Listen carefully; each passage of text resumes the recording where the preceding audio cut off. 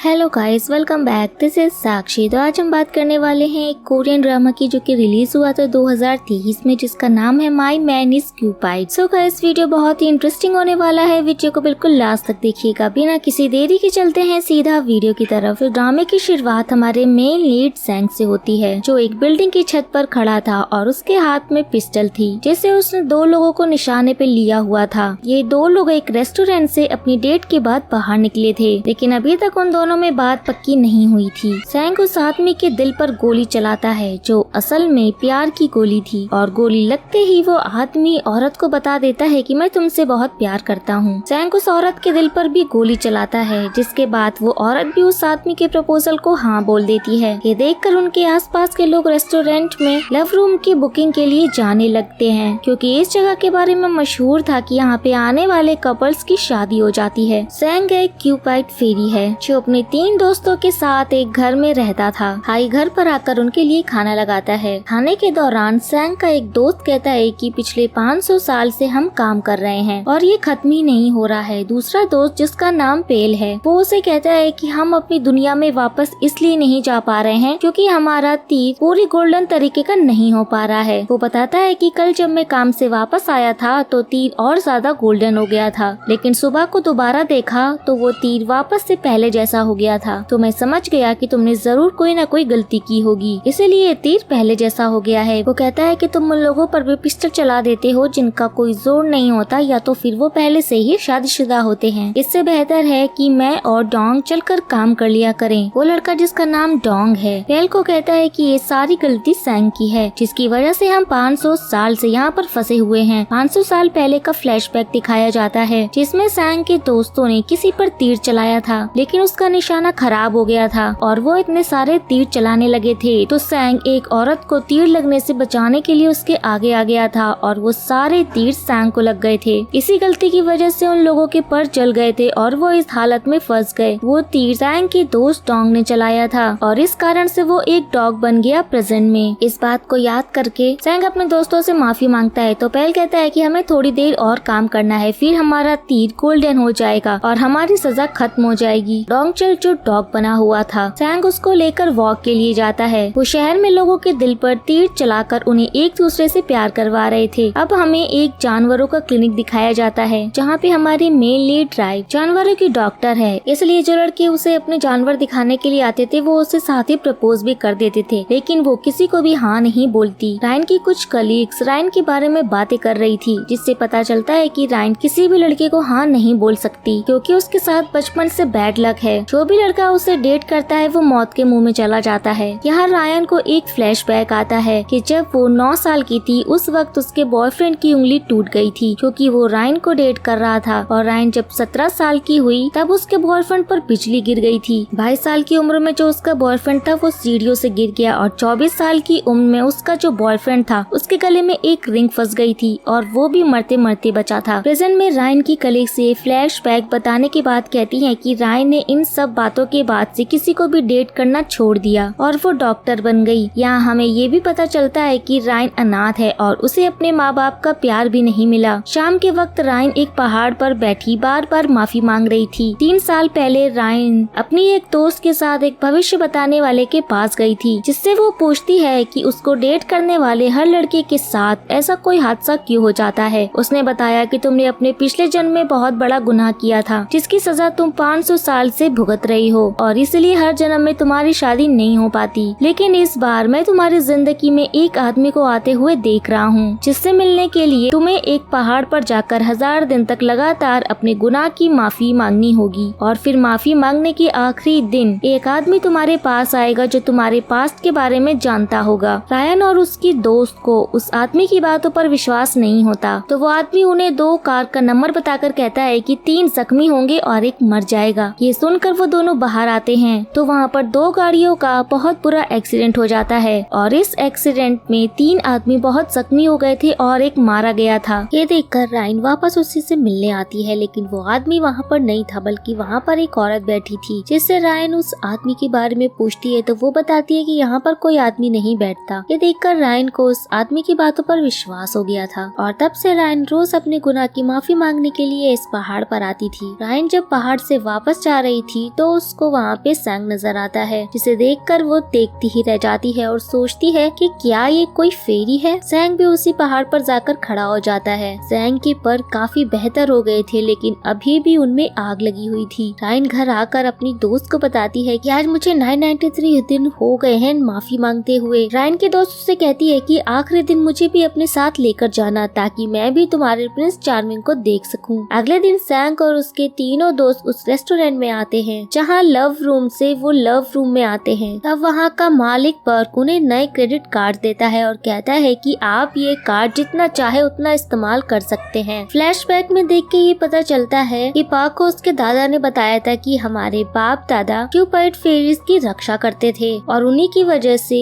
हमारा love room इतना कामयाब है, इसलिए तुम्हें भी उन फेरीज का ख्याल रखना होगा। पार्क को अपने दादा की बातों पर विश्वास नहीं था। तभी उससे सैंग मिला था, जिसने उसे बताया था कि मैं वही फेरी हूँ जिसके बारे में तुम्हें बताया गया था। सैंग ने पार्क को बताया था कि अगर तुम किसी से प्यार करते हो तो मैं उसे भी तुमसे प्यार करवा सकता हूँ, और सैंग ने उस औरत को पार्क से प्यार करवाया था और उन दोनों की शादी भी हो गई थी। सैंग शाम को अपने घर जाने लगता है, लेकिन उसकी गाड़ी के आगे किसी और की गाड़ी खड़ी हुई थी, जिस वजह से वो अपनी गाड़ी नहीं निकाल पाता और पास वाले होटल में आता है और उस गाड़ी का नंबर बताकर पूछता है कि ये गाड़ी किसकी है। रायन भी उसी होटल में बैठी थी और सैंग को देखकर वो उसकी तरफ आने लगती है, लेकिन सैंग तक पहुंचने से पहले ही गिर जाती है क्योंकि उसने ड्रिंक की हुई थी। सैंग होटल की मालकिन के कहने पर रायन को उठाकर बाहर ले आता है। रायन नशे में सैंग से कहती है कि तुम्हारे पास से अच्छी खुशबू आ रही है। सैंग रायन को अपनी गाड़ी में डालकर उसे उसके घर का पता पूछता है, लेकिन नशे में होने के कारण वो उसे कुछ बता ही नहीं पाती। अगले दिन में एक औरत को दिखाया जाता है जो पहाड़ पर अपने डॉग के साथ हाइकिंग कर रही थी। उसका डॉग जमीन पर कुछ सूंघता है तो उस औरत को वहाँ पे एक लाश का ढांचा नजर आता है, जिसे देखकर वो डर जाती है और पुलिस को कॉल कर देती है। पुलिस इस जगह की खुदाई करती है तो उन्हें और भी लाशें मिलती हैं। साथ ही इसमें बैग्स भी थे जिनमें पैसे और बुक्स थी। पुलिस इन्वेस्टिगेशन से पता चलता है कि ये लाशों के ढांचे एक हाई स्कूल गर्ल केस में गुम होने वाली लड़कियों के हैं जो 1993 में गायब हो गई थी। अगली सुबह रायन की आँख खुलती है तो वो पुलिस स्टेशन में थी। उसे पुलिस ऑफिसर बताती है कि तुम्हें यहाँ पर एक आदमी छोड़ कर गया था जिसे तुम कहीं पर गिरी हुई मिली थी। सैंग के पास पुलिस स्टेशन से कॉल आती है जो उसे जॉन्ग की लाश मिलने का बताते हैं। जॉन्ग एक स्कूल गर्ल थी जिसे सैंग पसंद करता था। वो पुलिस स्टेशन जाता है तो उसे पता चलता है कि जॉन्ग की लाश के साथ मिलने वाला सामान जो उसके कातिल को पकड़ने के लिए सबूत के तौर पर इस्तेमाल हो सकता था वो अब सड़ गल गया था। वो सामान देखते हुए सैंग को याद आता है कि जॉन्ग ने अपने मरने के दिन उससे कहा था कि मुझसे मिलने जरूर आना, अगर नहीं आए तो मैं वहीं रह जाऊंगी। लेकिन जब सैंग उससे मिलने गया तो उसे पता चला कि जॉन्ग कहीं खो गई है। रायन उसी होटल में बैठी हुई थी जहाँ से उसे सैंग लेकर गया था। रायन होटल में एक लड़की से मिलती है जो अपनी टेबल पर अकेली बैठी हुई थी। रायन उसकी टेबल पर जाकर बैठती है और उसे बताती है कि मैंने किसी से सुना था कि मैंने पिछले जन्म में कोई गुनाह किया था जिस वजह से मुझे पूरी जिंदगी कोई लड़का नहीं मिलेगा। वो लड़की कहती है कि प्यार इंसान की किस्मत में होता है जो उसे ढूंढ ही लेता है। फिर वो रायन से फोन नंबर्स एक्सचेंज करने का कहती है, लेकिन रायन अपना मोबाइल नहीं लेकर आई थी तो रायन अपना फोन नंबर लिखकर इस लड़की को दे देती है। कहती है कि उम्मीद है हम फिर से मिलेंगे। सैंग अपने घर जा रहा था लेकिन तभी उसे एक आदमी नजर आता है जो सर्दी में अपने डॉग को बर्फ पानी में छोड़कर जा रहा था। ये देखकर सैंग उसे सबक सिखाने का सोचता है और उसकी कार के आगे अपनी कार लाकर रोक देता है। सैंग अपनी गन निकाल कर उस आदमी को गोली मारता है, जिसका ऐसा असर होता है कि वो आदमी अपने डॉग से बहुत प्यार करने लगता है और उसे वापस से ले जाता है। रायन की कलीग उसे एक एग्जीबिशन का कार्ड देती है जहाँ सैंग भी आया हुआ था। वहाँ पर एक बच्चा सैंग से पूछता है कि क्यूपिड कैसा फेरी होता है। रायन भी वहीं पर खड़ी थी। वो उस बच्चे की बात सुनकर कहती है कि क्यूपिड कमीना फेरी है जो मेरे दिल पर कभी तीर नहीं चलाता, इसलिए मैं अकेली जिंदगी गुजार रही हूँ। सैंग उसे देखकर पहचान लेता है कि ये वही होटल वाली लड़की है। सैंग पूछता है कि तुमने मुझे कमीना कहा तो रायन कहती है कि क्यूपिड्स को देखकर मुझे उस बुरे आदमी की याद आती है जिसने मुझे पुलिस स्टेशन छोड़ दिया था। और तभी वो सैंग को गौर से देखती है तो उसे याद आता है कि ये वही है जिसने उसे पुलिस स्टेशन छोड़ा था। सैंग जवाब देता है कि तुमने मुझे अपने घर का पता नहीं बताया था, इसलिए मुझे तुम्हें पुलिस स्टेशन छोड़ना पड़ा। रायन कहती है कि तुम मुझे किसी होटल में भी तो छोड़ सकते थे। तो सैंग कहता है कि मैं नहीं चाहता था कि तुम मुझे गलत समझो। तो उसकी बात सुनकर रायन उसे थैंक्स बोलती है और उससे उसका नाम पूछती है। तो सैंग कहता है कि हमें एक दूसरे को ज्यादा जानने की जरूरत नहीं है। रायन के जाने के बाद सैंग देखता है कि रायन का रिश्ता किसी से जुड़ने होने वाला था, लेकिन वो ये देखकर हैरान होता है कि रायन की किस्मत में कोई नहीं था। रायन वापस से सैंग के पास आती है और उससे कहती है कि तुम मुझे देख रहे थे, तो सैंग कहता है कि मैं तुम्हें नहीं बल्कि पेंटिंग देख रहा था। रायन कहती है कि अगर तुम्हें मेरे लिए कुछ फील हो तो मुझसे प्यार मत करना, वरना तुम्हारे साथ कुछ बुरा हो जाएगा। फिर रायन सैंग को पकड़कर उसके पास से आने वाले खुशबू को सूंघती है तो दोनों एक दूसरे की आंखों में देखने लगते हैं। पुलिस स्टेशन में एक लड़की के लापता होने के केस के बारे में बात हो रही थी, जो आखिरी बार एक छोटे होटल में दिखी थी। ये वही लड़की थी जो होटल में रायन से मिली थी। ये लड़की एक नर्स थी और होटल से अपने घर की तरफ जाते हुए लापता हो गई थी। उस लड़की ने आखिरी बार अपने लवर से बात की थी। इस लड़की का हस्बैंड दूसरे शहर में काम करता था, लेकिन लड़की का किसी और के साथ अफेयर था, जिसके साथ उसने आखिरी बार फोन पर बात करी थी। सीसीटीवी कैमरा में एक आदमी को उसका पीछा करते देखा गया था। इस केस के दो गवाह थे, जिनमें एक होटल की मालकी थी और दूसरा एक बूढ़ा आदमी, जिसने उस अनजान आदमी की झलक देखी थी जो उस लड़की का पीछा कर रहा था। रायन सैंग के करीब उसकी खुशबू सूंघ रही थी, लेकिन सैंग उससे कहता है कि ये खुशबू पास रखे फूलों से आ रही है। अब रायन का दिल जोर जोर से धड़कने लगता है और वो वहाँ से चली जाती है। सैंग को भी उसमें कुछ खास महसूस होता है। दूसरी तरफ पुलिस केस के इन्वेस्टिगेशन के लिए उस लड़की के लवर को उसके कत्ल के इल्जाम में अरेस्ट कर लिया जाता है। पुलिस ऑफिसर यही इन्वेस्टिगेशन करते हुए उस आदमी को बताता है कि हमें तुम्हारी गाड़ी से खून मिला है, जिसके डीएनए टेस्ट से पता चलता है कि ये उस लड़की का है, और सीसीटीवी में तुम्हारी गाड़ी भी उस होटल की तरफ जाती नजर आई है। वो आदमी बताता है कि मैं उस जगह आया जरूर था, लेकिन मैं उससे नहीं मिल पाया था। पुलिस उससे पूछती है कि तुमने उस लड़की के खून वाला स्कर्ट कूड़े में फेंक दिया था, तो वो आदमी जवाब देता है कि मैं नहीं चाहता था कि पुलिस मुझे गलत समझे। वो बताता है कि जिस वक्त हमारा झगड़ा हुआ था उसी रात उसकी स्कर्ट पर खून लगा हुआ था और उसने मुझसे नया स्कर्ट भी मंगवाया था और खून वाला स्कर्ट गाड़ी में ही छोड़ दिया। अब रायन अपनी गाड़ी में बैठी सैंग के बारे में सोच रही थी कि मुझे उसका नंबर ले लेना चाहिए था, लेकिन तभी उसे हॉस्पिटल से कॉल आती है जहाँ पर एक डॉग आया था जिसका एक्सीडेंट हो गया था, तो उसे सर्जरी की जरूरत थी। रायन तुरंत हॉस्पिटल जाती है। सैंग उसका पीछा करते हुए हॉस्पिटल आ जाता है और वहाँ का एड्रेस देख लेता है। रायन डॉग की सर्जरी करके वापस अपने घर जाती है तो सैंग फिर से उसके घर तक पीछा करता है। पुलिस को सीसीटीवी कैमरे में सैंग भी नजर आता है, जो उस डॉग वाले आदमी की कार पर खड़ा था और उसकी तरफ पिस्टल का निशाना ले रहा था। ये देखकर पुलिस ऑफिसर जेही अपनी टीम के साथ सैंग को ढूंढने को कहता है। अब सैंग सो रहा था, उसे अचानक से रायन नजर आती है जो उसके कमरे में खड़ी थी और रायन से पूछता है कि तुम यहाँ पर क्या कर रही हो। तो वो कहती है कि मैंने तुमसे कहा था कि तुम मुझसे प्यार करोगे तो तुम्हें चोट लग जाएगी। तो सैंग कहता है कि मुझे तुमसे प्यार नहीं है। सैंग देखता है कि उसके हाथ बंधे हुए थे। वो पूछता है कि तुमने मुझे क्यों बांधा है। तो रायन कहती है कि तुम्हें सुपरमैन बनकर मुझे बचाना है। सैंग चिल्लाने लगता है, तभी उसकी आँख खुल जाती है तो उसे पता चलता है कि ये तो बस एक सपना था और डोंगचल जो डॉग बन गया था अब इंसानी रूप में उसको पकड़कर सोया हुआ था। वो उसे खुद से दूर करता है। अब पुलिस वाले पार्क से सैंग के बारे में पूछते हैं, क्योंकि उन्हें पता चल गया था कि सैंग के पास पार्क की कंपनी का कार्ड है। वो पार्क को बताता है कि सैंग एक कार पर चढ़ के किसी को पिस्टल दिखा रहा था और उसी जगह के पास किसी का कत्ल हुआ है। तो पार्क कहता है कि वो किसी की जान नहीं ले सकता। आप उस गाड़ी वाले को ढूंढकर उससे पूछे कि सैंग ने उसे पिस्टल क्यों दिखाया था, और इससे ज्यादा मैं आपको कुछ नहीं बता सकता। अब पुलिस वाले उस आदमी को ढूंढकर उससे पूछते हैं कि सैंग ने उस पर पिस्टल क्यों निकाला था। तो वो बताता है कि उस आदमी ने मुझे समझाने के लिए ऐसा किया था, लेकिन उसने मुझे और मेरी गाड़ी को कोई नुकसान नहीं पहुंचाया और उसकी पिस्टल भी नकली थी। सर्च ऑपरेशन करते हुए जे के टीम मेंबर्स उससे बताते हैं कि पिस्टल वाले आदमी ने कार वाले पर पिस्टल इसलिए निकाली थी क्योंकि वो अपने डॉग को छोड़कर जा रहा था। अगले दिन रायन अपने क्लिनिक में बैठी अपने बचपन की पिक्चर्स देखती है तो वो अपने दोस्त को बताती है कि मुझे बार बार जो खुशबू आती थी वो प्लम ब्लॉसम की थी। वो अपने दोस्त से कहती है कि बचपन में मैं जहाँ पर रहती थी वहाँ पे प्लम के ट्रीज थे जिनकी खुशबू मुझे बहुत पसंद थी और मैं उनके नीचे लेट कर सो जाया करती थी। उसकी दोस्त कहती है कि तुम्हें उस लड़के से प्यार हो गया है जिसने तुम्हारी बचपन की याद को ताज़ा कर दिया है। उसकी बातें सुनकर रायन सोच में पड़ जाती है। जेही रायन की क्लिनिक में आता है और अपॉइंटमेंट लेने लगता है। तभी रायन अगली एनिमल पेशेंट को बुलाती है तो रायन को देखकर जेही उसमें खो जाता है। उसे रायन के लिए कुछ खास महसूस होता है। डोंगचल तैयार होकर अपनी गर्लफ्रेंड से मिलने आता है। वो उससे झूठ बोलता है कि मैं 6 महीने तक हॉस्पिटल में रहा था। तो उसे उसकी गर्लफ्रेंड कहती है कि मुझे लगा था तो मुझे छोड़कर चले गए हो, और फिर वो उससे हक कर लेती है। उसकी गर्लफ्रेंड आंखें बंद करके डोंगचल को किस करने लगती है, लेकिन डोंगचल का रूप बदल जाता है। वो फिर से डॉग बन जाता है। उसकी गर्लफ्रेंड आंखें खोलकर देखती है तो वहाँ से डोंगचल नजर नहीं आता तो वो उसे गालियाँ देने लगती है। सैंग डोंगचल को लेकर रायन के क्लिनिक में आता है क्योंकि डोंगचल ठीक ठीक नहीं था।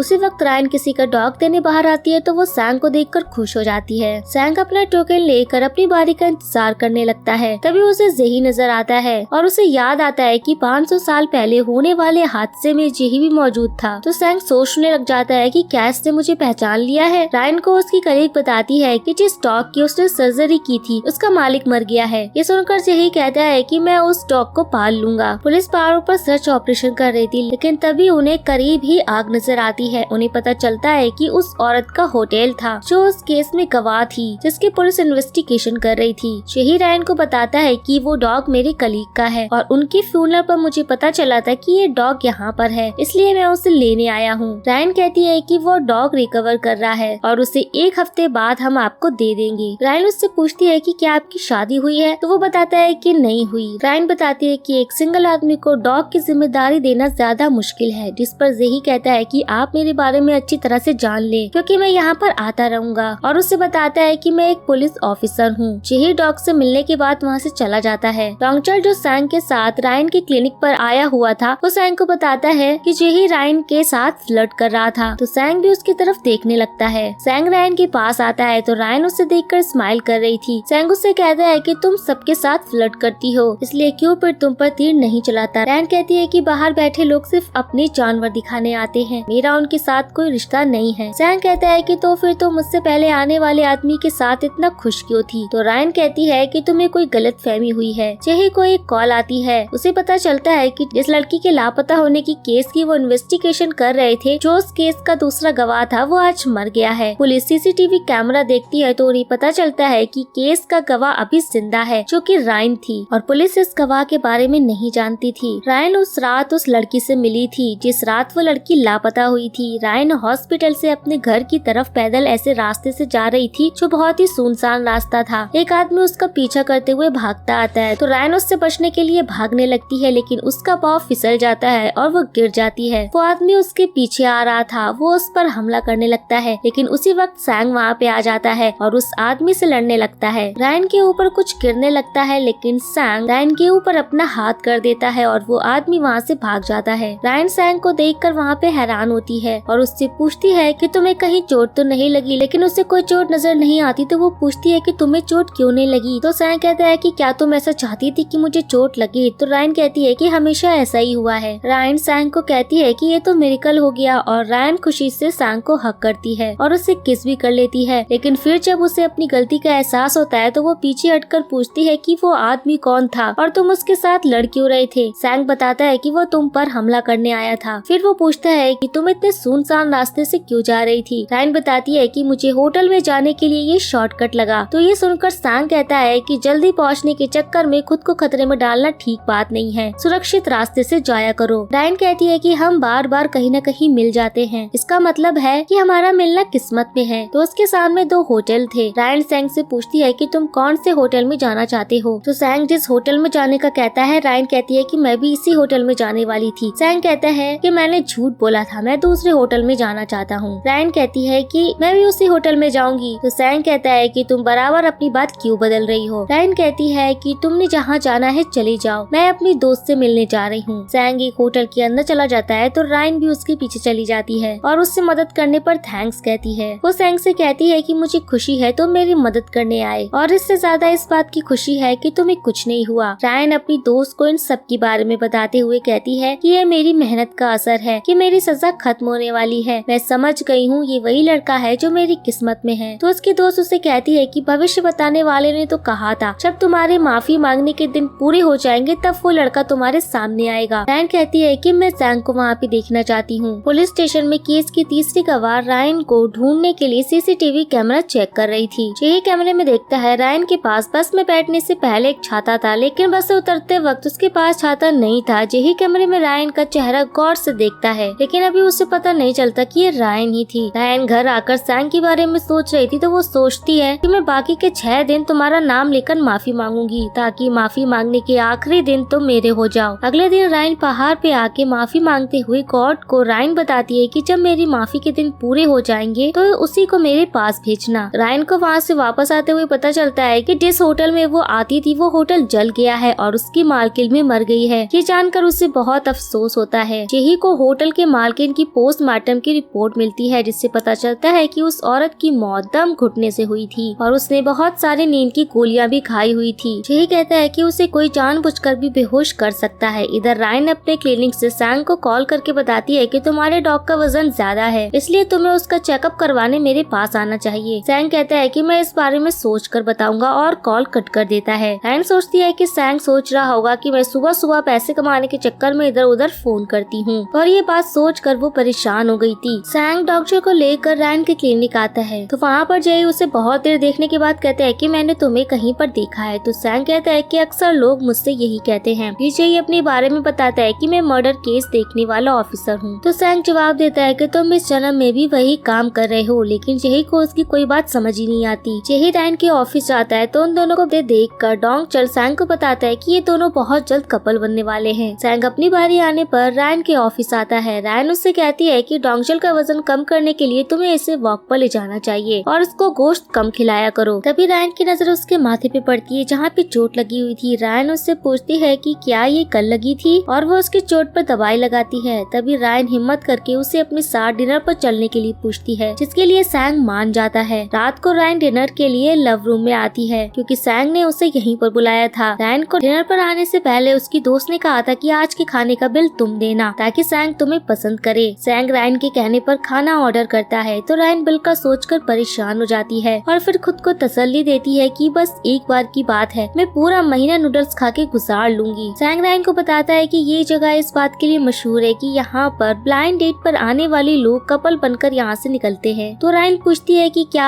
हम भी यहाँ से कपल बनकर निकलेंगे। सैंग कहता है कि हम यहाँ पे डेट पर नहीं आए, बल्कि मैंने तुम्हें यहाँ इसलिए बुलाया था कि तुम यहाँ पर आकर विश करो कि तुम्हें कैसा लड़का चाहिए। वो कहता है कि शायद क्यूपिड तुम पर तीर चला दे। फिर सैंग उससे पूछता है कि क्या तुम अपने हॉस्पिटल आने वाली किसी लड़की को पसंद करती हो। रायन जवाब देती है कि मुझे उनमें से कोई भी पसंद नहीं। सैंग कहता है कि तुम अभी तक सिंगल इसलिए हो क्योंकि जैसा लड़का तुम्हें चाहिए वो इंसान नहीं हो सकता। रायन उससे कहती है कि तुमने एक बार मुझसे कहा था कि तुम लोगों के साथ रिश्ते नहीं जोड़ते, क्या तुम प्यार नहीं करना चाहते। तो वो कहता है नहीं। पर रायन उससे पूछती है कि अगर किस्मत सही लड़की को तुम्हारे सामने ले आए तो क्या तुम तब भी ऐसा ही करोगे। सैंग कहता है कि हाँ मैं ऐसा ही करूँगा। खाना खाने के बाद जब रायन बिल देने आती है तो उसे पता चलता है कि सैंग ने पहले ही बिल दे दिया था। वो बाहर आके सैंग से कहती है कि क्या तुम्हें लगता है कि मेरे पास पैसे नहीं है। वो उसे बैंक अकाउंट का नंबर पूछती है ताकि वो उसे पैसे भेज सके, लेकिन सैंग कहता है कि मेरे कोई बैंक अकाउंट नहीं है। और रायन गुस्से से कहती है कि तुम जानबूझ के नहीं बताना चाहते ताकि मैं तुम्हें दोबारा डेट पर न बुला लूं, इसीलिए तुमने खुद बिल देकर मुझसे जान छुड़वा ली। घर पे आके रायन सोचती है कि सैंग चाहता है कि मैं उसकी बजाय किसी और लड़के से प्यार करूं, और ये बात सोचकर उसे गुस्सा आने लगता है। दूसरी तरफ सैंग सोचता है कि मैंने उसे खाना खिलाया और उसने मुझ पर गुस्सा किया और अब मैं उस पर कभी तीर नहीं चलाऊंगा। अगले दिन रायन पहाड़ पे जाके माफी मांगती है और प्रे करती है कि मुझे सैंग ही मिले। फिर डोंगचुक अपने दो दोस्तों को बताता है कि जहाँ हम हॉस्पिटल गए थे वहाँ की डॉक्टर ने बहाने से सैंग को बुलाया और सैंग मुझे लेकर चला भी गया। तो इसका मतलब है कि उन दोनों के बीच कुछ चल रहा है। डोंग कहते हैं कि मुझे इंसानों की बात समझ नहीं आती कि वो सबके साथ बराबरी वाला सलूक क्यों नहीं करते। 500 साल पहले का फ्लैशबैक दिखाया जाता है जहाँ पे लड़कियाँ डोंगचल और पेल की बात पे हंस रही थी, लेकिन डोंग उससे कोई बात नहीं कर रहा था। डोंग को किसी ने बताया था कि डोंगचल और पेल दोनों अच्छे दिखते हैं और इसीलिए ये लड़कियाँ उन्हें पसंद करती हैं। प्रेजेंट में डोंग एक शॉप पर बेड को देख रहा था तो एक लड़की उससे कहती है कि मुझे घूरना बंद करो। वो उसे बताता है कि मैंने तुम्हें नहीं घूरा, लेकिन वो लड़की उसे बातें सुनाकर चली जाती है। डोंग को उस पर गुस्सा आता है, उसके पीछे जाकर उसे कहता है कि तुमने गलत आदमी से पंगा लिया है और उसे खुद से प्यार करवाने के लिए उस पर जादू करने लगता है, लेकिन उसका जादू काम नहीं करता, जिस पर लड़की उसे थप्पड़ मारकर चली जाती है। अब रायन और सैंग पहाड़ों पे एक दूसरे के सामने आ जाते हैं। रायन कहती है कि मैं अभी तुम्हारे बारे में ही सोच रही थी और फिर अपना फोन निकालकर उसकी पिक्चर बनाती है। सैंग कहता है कि तुमने ये पिक्चर क्यों ली। रायन कहती है कि तुम चिंता मत करो, ये मैंने किसी अच्छे काम के लिए ही ली है। सैंग उसका फोन छीनता है ताकि वो पिक्चर डिलीट कर सके, लेकिन धक्का लगने से वो गिरती है और सैंग उसे पकड़ लेता है। रायन सैंग को बताती है कि ना जाने मैंने पिछले जन्म में ऐसा क्या किया था जिसकी मुझे सजा मिली, मुझे कोई जीवन साथी नहीं मिल रहा। वो उसे पहाड़ पे जाके माफी मांगने वाली बात भी बताती है। फिर वो सैंग से पूछती है कि तुम प्यार क्यों नहीं करना चाहते। सैंग कहता है कि मैं करना तो चाहता हूँ, लेकिन किसी ने मुझे रोक रखा है। रायन कहती है कि किसी को कोई हक नहीं है कि वो किसी दूसरे पर पाबंदी लगाए। सैंग कहता है कि मुझे वार्निंग मिली थी कि मैं जिस लड़की को पसंद करता हूँ उसे छोड़ दूं, लेकिन मैंने उस वार्निंग को इग्नोर किया और फिर बहुत बुरा हुआ। अब रायन और सैंग वापस जाने के लिए ड्राइवर का इंतजार कर रहे थे। अब ड्राइवर जब सैंग को कार की चाबी देता है तो सैंग उसके हाथ पे चोट का निशान देखता है, तो सैंग उसे पकड़ लेता है और कहता है कि तुम वही हो ना जिसने सुनसान सड़क पर रायन पर हमला किया था। रायन जब पुलिस को कॉल करने लगती है तो ड्राइवर कहता है कि पुलिस को कॉल मत करो, मैं सब बताता हूँ। ड्राइवर बताता है कि रायन के सामने वाले क्लिनिक के डॉक्टर ने रायन को डराने के लिए मुझे भेजा था। ये सुनकर ये लोग इस डॉक्टर को पकड़ते हैं तो वो बताते हैं कि मैं सिर्फ रायन को डराना चाहती थी ताकि मेरे क्लिनिक पर भी पेशेंट आने लगे, और वो अब अपने किए की माफी मांगती है। सैंग उसे पुलिस के हवाले करना चाहता था लेकिन रायन उसे रोक देती है। बाहर आके सैंग उसे कहता है कि तुम अपने डैड से बोल दो कि वो तुम्हें क्लिनिक से लेने आ जाया करे। तो रायन बताती है कि मैं अनाथ हूँ। वो कहती है कि जब मैं पैदा हुई थी तो मुझे कोई अनाथ आश्रम के बाहर रख गया था, इसलिए कोई नहीं जानता कि मैं कौन हूँ, और मैं उसी अनाथ आश्रम में बड़ी हुई। रायन थोड़ा इमोशनल हो गई थी, इसलिए वो अपनी टोन में आते हुए कहती है कि मेरा कोई अपना हो या ना हो, लेकिन मैं उस लड़के से जरूर मिलूंगी जो मेरी किस्मत में है। अगले सीन में लाल धागे बनाने वाला फेरी दिखाया जाता है जो लोगों के रिश्ते लाल धागे बनाकर जोड़ देता है। ये फेरी एक बच्चे को लोगों की किस्मत और रिश्ता जुड़ने के बारे में बता रहा था। बच्चा फेरी से कहता है कि उन लोगों के रिश्ते क्यों जुड़ जाते हैं जिनमें कोई खास प्यार नहीं होता। तो फेरी को 500 साल पहले का फ्लैशबैक याद आता है जहाँ पर सैंग उन लोगों पर भी प्यार के तीर चला देता था जिनका लाल धागा नहीं जुड़ा था। पहल उसे ऐसे लोगों पर तीर चलाने से मना करता है जिनकी शादी नहीं हो सकती, और उससे कहता है कि हमें किस्मत के साथ छेड़छाड़ नहीं करनी चाहिए। 500 साल पहले किंग का महल देखते हैं जिसमें किंग ने बड़े प्रिंस की बजाय छोटे प्रिंस को अपना उत्तराधिकारी बनाने का फैसला किया था। महल में सोई नाम की एक मेड थी जिसने रायन की तरह अपने प्यार से मिलने के लिए 1000 दिन तक प्रे की थी। जब सोई प्रे कर रही थी तो वहाँ पर बड़ा प्रिंस आता है जो असल में जेही था। सोही बड़े प्रिंस को बताती है कि सब लोग आपको किंग बनता देखना चाहते हैं। वो पूछता है कि क्या तुम भी मुझे किंग देखना चाहती हो? तो सोही चुप हो जाती है। कुछ समय बाद जब फिर से फूल झड़ते हैं तो सोही वहाँ पर एक पेटल को अपनी उंगली पर रखने की कोशिश कर रही थी, तो वहीं पर बड़ा प्रिंस भी उसे देख रहा था। सैंग वहाँ पे सोही के प्यार वाले विश पूरी करने आता है और उस पर तीर चलाने लगता है। तभी सोही कहती है कि मुझे अपना प्यार मिल गया। सोही की ये बात सुन के सैंग का ध्यान भटक जाता है और उसका तीर उसे खुद ही लग जाता है और उसे सोही से प्यार हो जाता है, और तब से सैंग, सोही और बड़े प्रिंस का ट्रायंगल शुरू हो गया था। जब किंग मर गया तो बड़े प्रिंस को किंग की जगह लेनी पड़ी, लेकिन छोटे प्रिंस की माँ अपने आदमियों से बड़े प्रिंस को मारने को कहती है ताकि उसका बेटा किंग बन सके। ये बात सोही सुन लेती है और बड़े प्रिंस को बताने के लिए जाती है, लेकिन उसके पीछे कुछ आदमी लग गए थे जो उसी छोटे प्रिंस की माँ के थे। वो उसे तीर मार के एक पहाड़ से नीचे गिरा देते हैं, लेकिन तभी वहाँ पे सैंग आकर उसे बचाता है और उसका इलाज करता है। अगली सुबह जब सोही की आँख खुलती तो वो फिर से बड़े प्रिंस को बताने के लिए जाती है और सैंग उसके पीछे जाता है। तभी सैंग को एक संगसिंग मिलता है जो उसे बताता है कि सोही और बड़ा प्रिंस अगले जन्म में मिलेंगे, तो तुम उनके बीच मत आना। सैमसंग सैंग को बताता है कि सोही कल रात पहाड़ से गिरकर मरने वाली थी, लेकिन तुमने उसे बचाकर किस्मत से टक्कर ली। वो सैंग से कहते हैं कि इंसान और फेरीज एक नहीं हो सकते। उसने सैंग और उसके दोस्तों को एक जगह बुलाकर आग के घेरे में बंद कर दिया, लेकिन सैंग सोही से दूर नहीं जाना चाहता था, इसलिए वो सोही तक जाने के लिए उस आग में से गुजर गया, जिसकी वजह से उसके पंख जल गए। प्रेजेंट में देखते हैं तो सैंग रायन के पास आता है और पूछता है कि तुम प्यार करना चाहती हो? तो वो हाँ कहती है। वो उसके कंधे पर हाथ रख के कहता है कि जिसका तुम्हें इंतजार था वो मैं ही हूँ जो तुम्हारे लिए लड़का ढूंढ कर लाएगा। तुम अपनी पसंद और नापसंद बता दो, मैं उसी हिसाब से लड़का ढूंढ कर लाऊंगा। वो उससे बताती है कि मुझे खूबसूरत लड़का चाहिए जिसे मैं पहले से ना जानती हूँ। रायन गुस्से में वहाँ से चली जाती है। सैंग को तो समझ ही नहीं आ रहा था कि रायन उसी को पसंद करती है। फिर सैंग रायन के पास क्लिनिक आता है और पूछता है कि उस लड़के की उम्र कितनी होनी चाहिए। तो रायन कहती है कि उसकी उम्र 25 साल होनी चाहिए और उसे ये ना पता हो वो हैंडसम है। फिर वो आखिरी शर्त बताती हुई कहती है कि लड़का ऐसा होना चाहिए जिसे मेरे करीब आने पर नुकसान ना पहुँचे, और उससे पूछती है कि तुम मेरे लिए लड़का क्यों ढूंढना चाहते हो। तो सैंग कहता है कि मैंने देखा है कि तुम कितनी अकेली हो, इसलिए मैं तुम्हारी मदद करना चाहता हूँ। जेही अपने साथी के साथ एक लड़की के घर इन्वेस्टिगेशन के लिए जाता है, तो उसे उस लड़की की मॉम मिलती है जो जेही के कहने पर अपनी बेटी को बुलाने जाती है, लेकिन अंदर उसकी बेटी की लाश पड़ी हुई थी, जिसे देखकर वो चीखने लगती है। दूसरी तरफ रायन पहाड़ पे जाने से पहले अपनी कलीग को उसका छाता वापस करती है। वो वही छाता था जिसके जरिए पुलिस उसे ढूंढने की कोशिश कर रही थी। पहाड़ पे जाके वो माफी मांगती है और यहाँ पे अब वो गॉड को सैंग की पिक्चर्स दिखा देती है क्योंकि उसे सैंग ही चाहिए था। सैंग रायन को एक लड़के की फोटो भेजता है जिसे देखकर रायन को गुस्सा आता है और वो सैंग को मैसेज करके कहती है कि मैं इस लड़की को रिजेक्ट करती हूँ क्योंकि ये एक्टर जैसा नहीं दिखता। रायन ने ये पहले से ही सोच लिया था कि सैंग उसे जो भी लड़का बताएगा वो सबको रिजेक्ट कर देगी। अब रायन जब अपने अपार्टमेंट के बाहर आती है तो उसे पता चलता है कि बिल्डिंग की एक लड़की ने सुसाइड कर लिया है। दूसरी तरफ जेही और उसके साथ इस लड़की के बारे में बात कर रहे थे जिसने सुसाइड कर ली थी। जेही कहता है कि ये सुसाइड नहीं है बल्कि ये किसी ने मर्डर किया है। सैंग अपने दोस्तों के साथ बैठा हुआ था जब उसे टीवी पर ही न्यूज सुनने को मिलती है। लड़की के लापता होने वाले केस में जितने भी गवाह थे उन सबकी मौत हो गई, लेकिन पुलिस अभी तक कुछ पता नहीं लगा सकी। ये सुनकर सैंग अपनी कमरे में जाके इस केस के बारे में इंफॉर्मेशन निकालता है और पेल को बताता है कि ये केस जॉन के केस से मिलता है और इसका कातिल भी वही है जो जॉन के केस का था। ये तो कभी पकड़ा नहीं जाएगा क्योंकि 29 साल पहले भी वो बच गया था। डोंग अब एक डेटिंग कंपनी में आता है जहाँ पर लोगों को डेट करना सिखाया जाता है और डोंग भी ये सीखने यहाँ आया था। सैंग इस केस के बारे में जानने उस लड़की के घर जाता है तो उस लड़की की बहन उससे मिलती है। वो उससे उसे लाल नोटबुक के बारे में पूछता है। वो लड़की जवाब देती है कि हाँ, मेरी बहन का अफेयर था, लेकिन ये कोई जुर्म नहीं था कि उसे मार दिया जाए। पुलिस ने उसका केस टीवी पर भी चला दिया, जिस कारण से उसके अफेयर का पता उसके पति को चल गया। मेरी बहन को तो ढूंढ नहीं पाए और यहाँ पर आके मुझे नोटबुक ढूंढने का कहते हो। और वो गुस्से में सैंग को जाने का कहती है। जेही जब अपने ऑफिस आता है तो उसे पता चलता है कि उसे उस लापता होने वाली लड़की केस के बारे में कोई कुछ बताने आया है। जेही जब उसे मिलता है तो वो देखता है कि वो कोई और नहीं सैंग है। सैंग उसे कहता है कि ये केस 1993 वाले केस से मिलता है और उस केस में लापता होने वाली लड़कियों की डिटेल दिखाकर कहता है कि वो सब बर्फीली रातों में लापता हुई थी और ये लड़की भी बर्फीली रात में ही लापता हुई थी। लेकिन उस केस में 1 साल बाद पता चला था कि लापता होने वाली लड़कियों के पास कातिल ने 24 घंटे पहले एक नोटबुक भिजवाई थी जिस पर लिखा हुआ था कि उस लड़की को कातिल ने किस गुनाह की सजा दी है। वो कहता है कि अगर इस लापता होने वाली लड़की को भी उसी कातिल ने मारा है तो उसके घर में जरूर वो नोटबुक होगी जिसे ढूंढना जरूरी है। जेही उसके लाए हुए सबूत को देखकर कहता है कि पुलिस को तुम्हारी इन बातों पर विश्वास नहीं। दूसरी तरफ रायन सैंग की पिक्चर पहाड़ पर भूल आई थी। उसे याद आता है तो वो वापस से पहाड़ पे जाती है जहाँ पर पहले से ही सैंग मौजूद था। सैंग उसे कहता है कि शाम के वक्त पहाड़ पर आना खतरनाक हो सकता है और रायन को वहाँ से अपने साथ ले जाता है। रायन उससे पूछती है कि क्या तुम्हें मेरे लिए कोई आइडियल लड़का मिला, तो सैंग उससे मना करता है। रायन उससे बताती है कि मेरा आइडियल लड़का कोई और नहीं बल्कि तुम हो, मैं तुम्हें लाइक करती हूँ। सैंग कहता है कि मुझे अफसोस होता है, मैं तुम्हारे लिए कुछ फील नहीं करता, मुझे तुम पसंद करने का सोचना भी मत। अब जेही रायन के क्लिनिक से अपना डॉग लेने आता है और जब वापस जाने लगता है तो बारिश होने लगती है। एक डॉक्टर क्लिनिक के स्टाफ से कहती है कि छाता लेकर उन्हें छोड़ाओ, तो स्टाफ की एक लड़की अपना छाता निकालती है जिसे देखकर जेही हैरान होता है और उससे पूछते है कि क्या तुमने छाता किसी बर्फीली रात में इस्तेमाल किया था। वो बताती है कि ये छाता पिछले कुछ दिनों से डॉक्टर रायन के पास था। ये सुनकर जेही जल्दी से अपनी कार में आकर बैठ जाता है क्योंकि उसे पता चल गया था कि रायन खतरे में है। अब रायन का पहाड़ पे माफी मांगने का आखिरी दिन था। वो पहाड़ की तरफ जाती है तो एक काले कपड़ों वाला आदमी उसका पीछा करता है। रायन पहाड़ पे अपनी माफी मांगने का काम खत्म करती है तो उसे पीछे से कुछ आवाजें सुनाई देती हैं। सैंग अब रायन की क्लिनिक जाता है जहाँ पे उसकी कलीग्स बात कर रही थी कि रायन उस केस में गवाह है, इसलिए उसकी जान खतरे में है। उनकी बात सुन के सैंग रायन के पीछे पहाड़ पर आता है, लेकिन उसकी मुलाकात वहाँ पे सैंगसम से होती है जिसने 500 साल पहले सैंग और उसके दोस्तों को आग के घेरे में बंद किया था। सैमसंग उससे कहता है कि मैंने तुम्हें किसी से भी रिश्ता बनाने से मना किया था। तो सैंग को गुस्सा आता है और वो उसे मारने जाता है, लेकिन उनकी शक्ति की वजह से सैंग उन्हें हाथ नहीं लगा पाता और अपनी जगह पे फ्रीज हो जाता है। सैंग का शरीर जलने लगता है जिससे उसके घाव हो जाते हैं और फिर सैंग को पहाड़ से नीचे गिरा देता है। दूसरी तरफ रायन पहाड़ से नीचे गिरने लगती है, लेकिन तभी जेही वहाँ पे आके उसे बचा लेता है। इसे देखकर रायन हैरान हो जाती है कि ये यहाँ पर क्यों आया है। जेही रायन को बताता है कि जिस लड़की से तुम होटल में मिली थी वो लापता है और तुम इस केस की गवाह हो, इसीलिए कातिल तुम्हें मारने की कोशिश करेगा।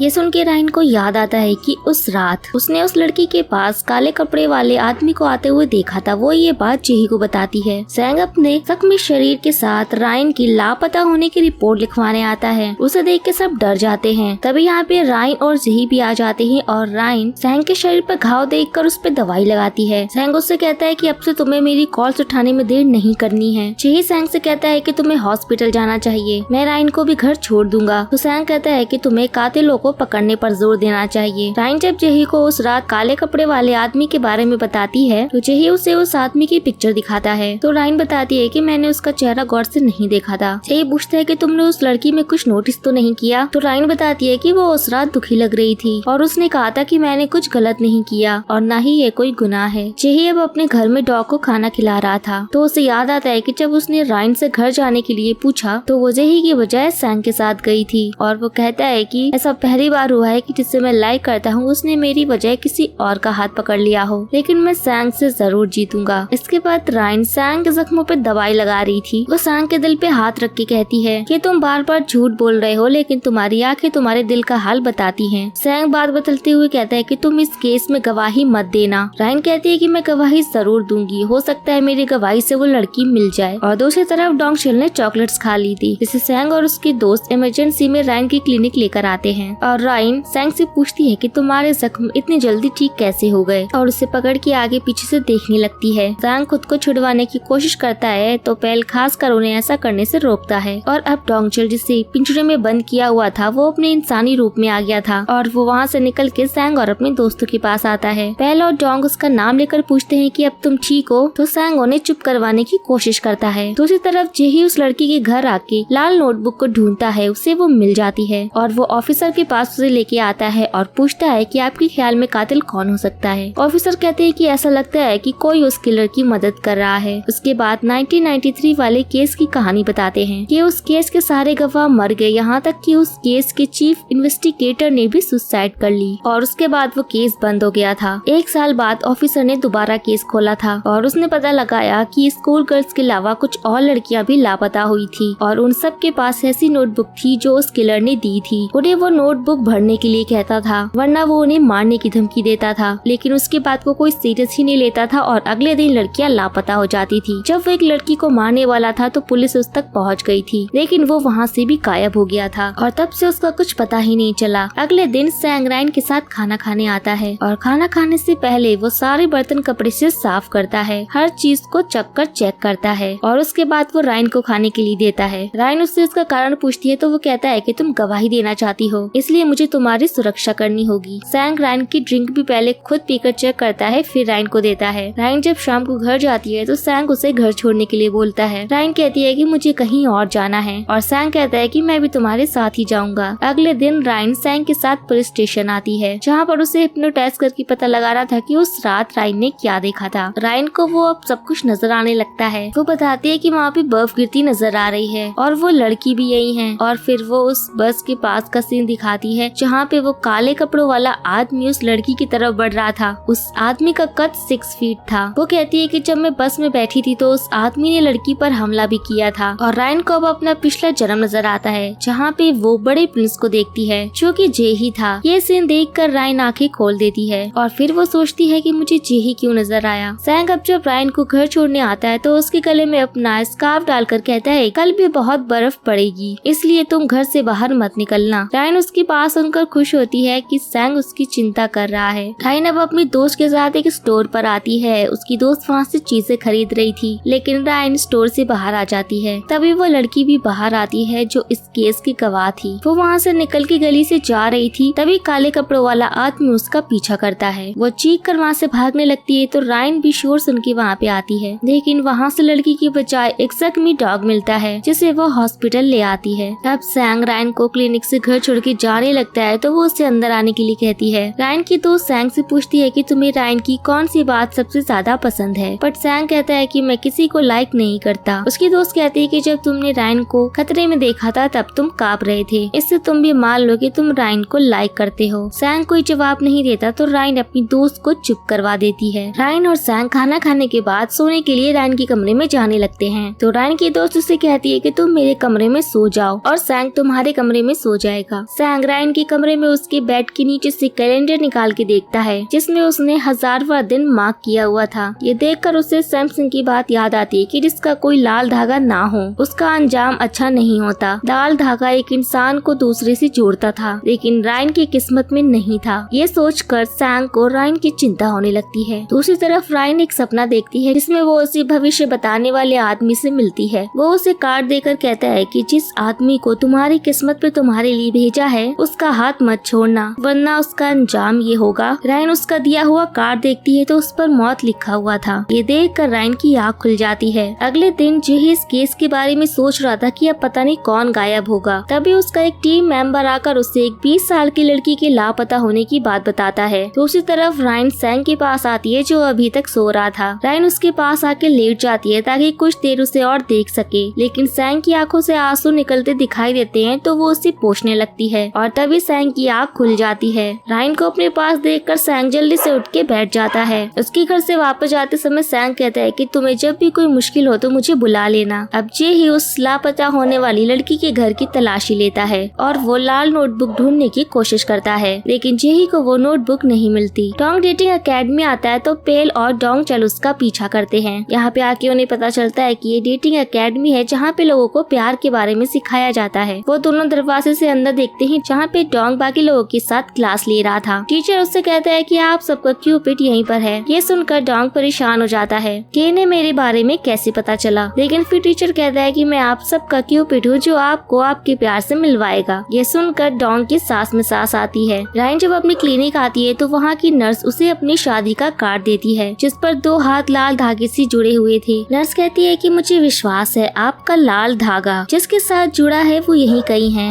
ये सुनकर रायन को सैंग याद आता है। पुलिस को सीसीटीवी कैमरे से पता चलता है कि कल रात लापता होने वाली लड़की की गवाह भी रायन ही थी, क्योंकि जिस वक्त वो लड़की स्टोर से निकली थी उस वक्त रायन भी स्टोर के बाहर खड़ी हुई थी। इसलिए रायन को एक बार फिर से पुलिस स्टेशन आना पड़ता है। रायन बताती है कि स्टोर से निकलने के बाद इस लड़की की टक्कर उस काले कपड़े वाले आदमी से हुई थी और मैंने उस आदमी का चेहरा देख लिया था। रायन को यहाँ पे जेही को देखकर भविष्य बताने वाली की याद आती है कि जिसे किस्मत तुम्हारे पास लाए उससे हाथ मत छुड़वाना, लेकिन रायन सैंग को अपना जीवन साथी बनाना चाहती थी। अब जेही को उसका कलीग सीसीटीवी कैमरा की वीडियो दिखाकर कहता है कि काले कपड़ों वाला आदमी कई दिनों से रायन का पीछा कर रहा है और वो हर उस जगह नजर आता है जहाँ पे रायन होती है। तभी खबर मिलती है कि पहले केस में रायन के साथ जो लड़की गवाह थी उसका भी मर्डर हो गया है। अब जब सैंग रायन को छोड़ने घर आता है तो रायन बर्फ देखकर बाहर ही खड़ी हो जाती है और बर्फ को पकड़ने लगती है। उसे देखकर सैंग को अपनी एक्स जॉन्ग याद आती है क्योंकि वो भी बर्फ को देखकर ऐसे ही किया करती थी। रायन उसे बताती है कि कल जो तुमने मुझे स्कार्फ दिया था उस पर डॉग का खून लग गया था, इसलिए मैंने अपने हाथों से तुम्हारे लिए नया स्कार्फ बनाया है। वो कहती है कि मैं तुमसे प्यार करती हूँ इसलिए तुमसे मिलने की कोशिश तो जरूर करूंगी। उसकी बात सुनकर सैंग को जॉन्ग की बात याद आती है जो कहती थी कि तुम्हें पछतावा होगा, तुमने मुझे एक बार और प्यार से क्यों नहीं देखा। ये बातें याद करके वो रायन की तरफ जाता है और उसे हक कर लेता है। पुलिस ऑफिसर सैंग के साथ उस कातिल की बात कर रहा था। सैंग कहता है कि ये कातिल रायन को भी मारना चाहता है, लेकिन उसने मुझे रायन के साथ देखा है। लेकिन वो हैरान है कि 29 इयर्स पहले वाला ऑफिसर यानी कि मैं आज भी यहाँ पे कैसे मौजूद हूँ, इसलिए वो रायन को नहीं मार रहा ताकि मुझ पर नजर रख सके। यानी सैंग 29 इयर्स पहले भी पुलिस ऑफिसर था। पुलिस टीम ने रायन का बताया हुआ स्केच बनवा लिया था और ऑफिसर अपनी टीम को बताता है कि कोई इस इन्वेस्टिगेशन में हमारी मदद के लिए आ रहा है जो 1993 वाले केस का आखिरी गवाह है और यानी वाला गवाह कोई और नहीं बल्कि सैंग था। उसे देखकर जेही हैरान रह जाता है। अब 1994 का फ्लैशबैक दिखाया जाता है जिसमें कातिल 4 कत्ल करने के बाद 5वें कत्ल करने से पहले